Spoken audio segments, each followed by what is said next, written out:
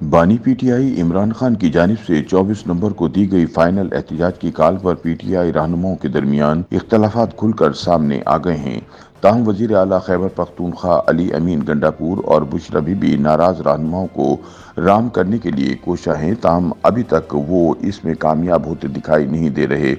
ताहम जहां एक तरफ पीटीआई के मरकजी रहनुमा इमरान खान की फाइनल एहतजाज की कॉल से नाला हैं, वहीं दूसरी जानिब एहतजाजी मुजाहरों में ठुकाई करवाने और जेलें भुगतने वाले यूटीए कारकुनान भी 24 नवंबर के एहतजाज में शिरकत से इनकारी हैं। जबकि पीटीआई की इत्तेहादी अपोजिशन जमातों ने भी तहरीक इंसाफ की मुसलसल एहतजाजी सियासत की पॉलिसी से मुंह मोड़ लिया है।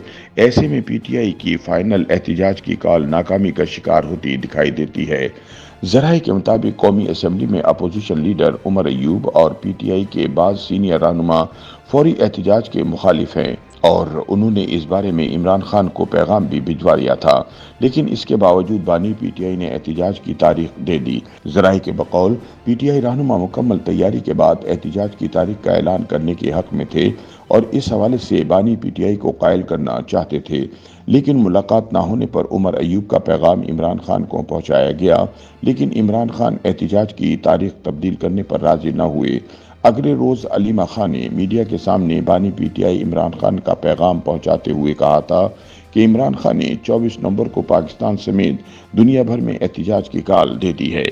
इमरान खान की जानिब से अलीमा खान ही की ज़बानी इस्लामाबाद मार्च के ऐलान पर न सिर्फ अहम पार्टी रहनुमा नाला हैं, बल्कि मुसलसल एहतजाज और कायदीन की अदम दिलचस्पी के बायस कारकुनों के हौसले भी पस्त हैं और ऐसे वक्त में वो बगैर तैयारी के फैसला कुन एहतजाज की कॉल को समझ से बालातर करार दे रहे हैं। पार्टी के एक अहम रहनुमा ने बताया कि इस वक्त पार्टी कायदीन और मुंतखब नुमाइंदे एहतजाज के हक में नहीं हैं। इस वक्त पार्टी शदीद इख्तलाफात से दो चार है और मरकजी कायदीन अली अमीन गंडापुर से भी नाखुश हैं। उन्होंने बताया कि अक्सर एहतजाज और जलसों के दौरान कायदीन गायब हो जाते हैं, जबकि एहतजाज का मकसद ख़त्म होने पर भी कारकुन नाला हैं। पीटीआई रहनुमा ने बताया कि कुछ अरसे कबल पार्टी मीटिंग में ज़िले क़यादत ने एहतजाज न करने का मशवरा दिया था। उनका मौक़िफ़ था कि कारकुनान एहतजाज के लिए तैयार नहीं और इन्हें तैयार करने के लिए वक्त दरकार है।